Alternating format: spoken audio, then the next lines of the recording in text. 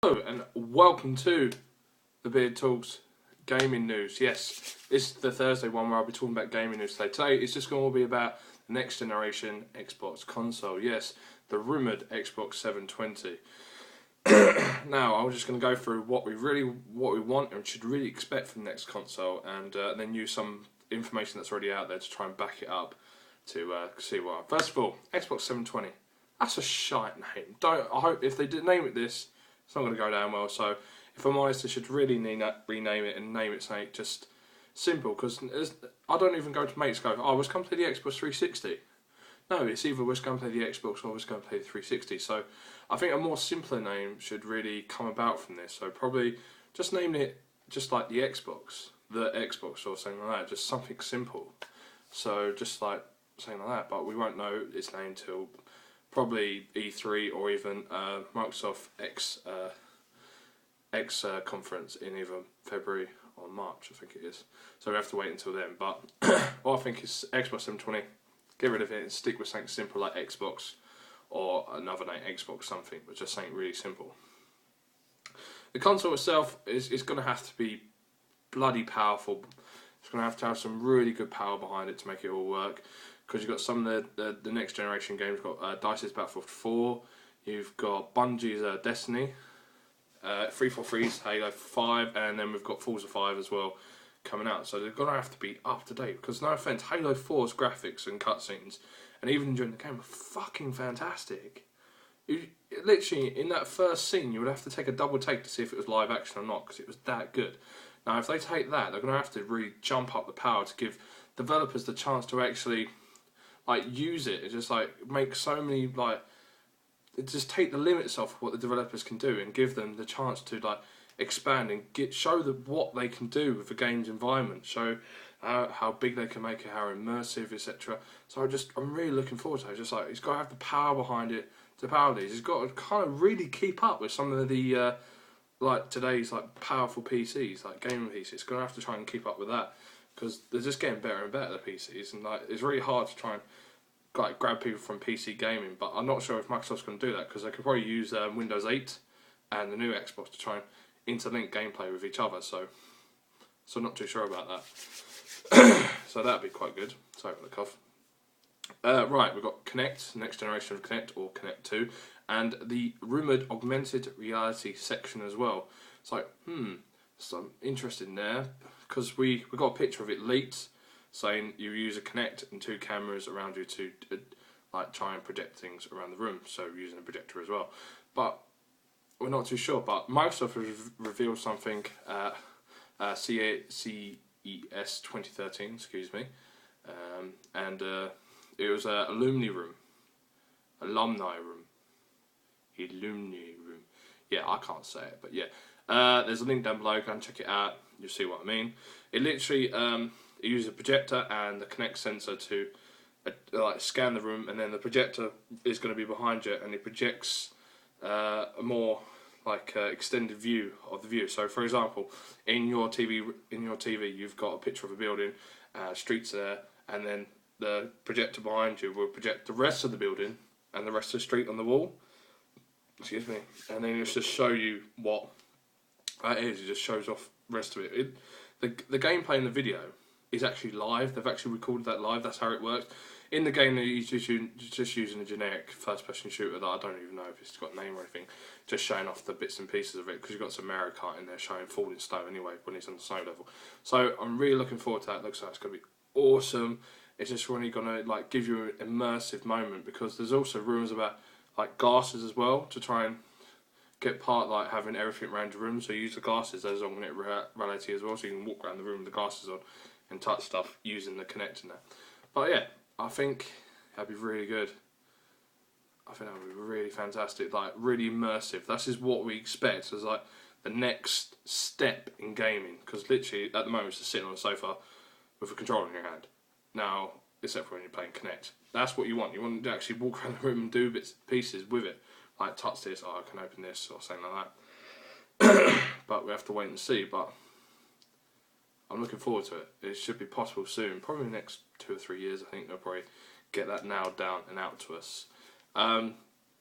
It will contain the latest Blu-ray technology that is at a really sensible price as well, so it doesn't make the fucking thing go mental, because there's some Blu-rays out there that are worth fucking tons at the moment.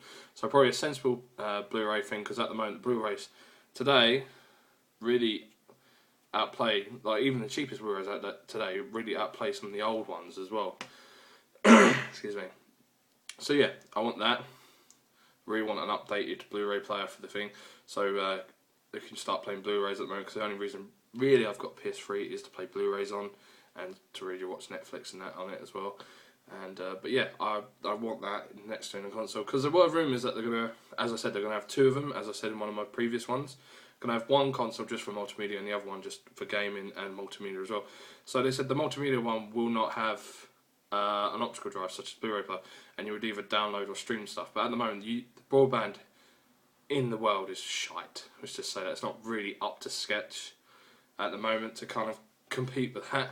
I know some people pay really top dollar for broadband, but unless the rest of the country's broadband is up to scratch with it, it's not even going to happen, because the UK's at the moment is not cut out for the job to even stream or download 25 to 50 gigabyte games. And even Netflix released an article saying Canada is technically a third world country in broadband status. It's just like, wow, okay. But yeah, so hopefully once the broadband kind of catches up in the next 5 years, I'll probably say, not even less than that, probably next 5 or so years, it'll catch up with us and be able to try to stream games. Because all Remember On Live, yeah, that lasted for a year and it's already gone bankrupt. That came out last Eurogamer, that did, Eurogamer 2011 that came out, that did, and it was bankrupt before the end of last year, because it just wasn't working. No one really wanted it.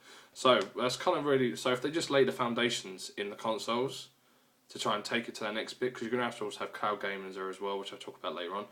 And but yeah, we'll just try and get onto it like that. So at the moment, I'm just going to hope they can fit everything onto a 50 gigabyte Blu-ray disc, but in the coming years, I don't think that's going to be enough, and you might have to download stuff anyway. Right, next, the controller. Well, the controller I'm iffing and alphing about, if I can just really say. I like to get your input. What do you think they should do with the controller? Do you think they should touch the controller? Do you think they leave it? The three things I think they should do with it is just improve it. The controller itself is fine, I love it. Improve battery life, or even get rid of the battery and replace it with a constant battery, which is powered by wireless. You can have wireless charging, so you don't have to worry about changing batteries, etc. So it's powered by wireless charging and stuff. So you just literally put in a pad. Chargers, there are some products out there at the moment. I haven't really tried them, but they seem to be very popular. So something like that would be really good. You just put it on top of the console or something like that, and it recharges it, or near the console and it recharges it wirelessly. So I think that'd be perfect. Next thing was really the components of just update all the components of the controller, make it all really durable, really like it can take a good throw or two when you're rage quitting, like fuck you, bang, throw it against the wall and it just bounces back at you. Just really update all the components, make them more durable, make them more better, and make them able to stand a good hit or two. Also, the thumbsticks. Yes, I want them to update the thumbsticks so you can have more accuracy with the thumbsticks.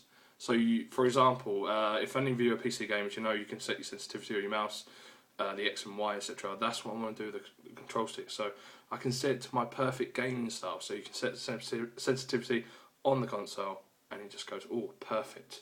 So it's just for you. That is for you. That's your settings for you. So you can just play any game like that. That's what I would love to do with the controller. Just that's a few things, but I would like to know what you think. What do you think they should do with the controller? Do you think they should do anything? Comment down below, please. Last, cloud gaming and a new Xbox Live.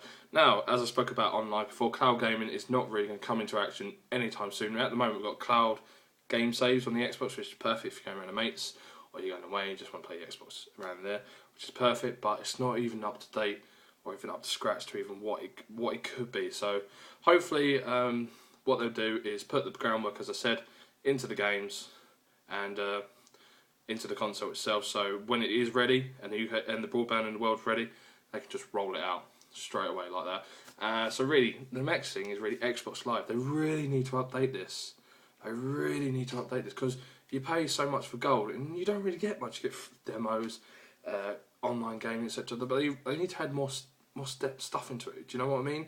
It's like better social media, better gaming, like free games to play, and better like so for example, if you subscribe to something, you get the games free, such as with the PSN network. If you subscribe, you can get some of the old games. Like for example, you could have got, I think, some of the old Assassin's Creed games you could have got free, like Assassin's Creed 1 or 2, I think it was, and you can get them free. You can, but just downloading the console. Now that would be fantastic for Xbox Live. They really need to do this, because they really need to do this. They really need to update all the bits and pieces to it. So, for example, if you're in a party, you go, I'm trying to connect to a party, you can't connect, unable to connect to party, blah blah blah, because of connection interference or whatever it was.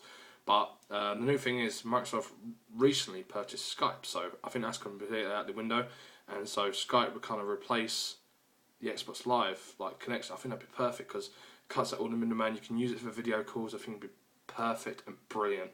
So hopefully that'll be in the next generation console, and hopefully that'll roll out soon. I think it's going to be brilliant. So yeah, I think Skype will replace the Xbox Live like video communications on the Xbox. I think that'd be brilliant. Be more stable, be more easier to gather a lot more people in the party, etc. So really, that's what I think they really need to do. They really need to give us like free games. So for example, if you buy Xbox Live, as long as we can get Xbox Live, some free games as well. So for example, they have discounts on games like, oh, this game's going down, put it down, and then bits and pieces of that. I think that'd be perfect. I'd love that to happen. So really, that is really about it, because I think that's the main bits I would like them to introduce in the new Xbox console. So hopefully they do it, and it will come out well, because we're going to be hearing about it at E3 and in February, March-ish sometimes, but most likely it will be completely in E3, where we hear about everything and actually see it, and then it's released in December or November this year. So, what do you think about that? Do you have any comments? What do you think about it? What do you expect from the new Microsoft console? Please comment down below. Hope you're all having a fantastic day wherever you are. Please comment, like, and subscribe. And as always, keep calm, people, and grow a beard, because look how awesome this is. Yeah, alright man, keep going. Alright, everyone, have a great day. Bye bye.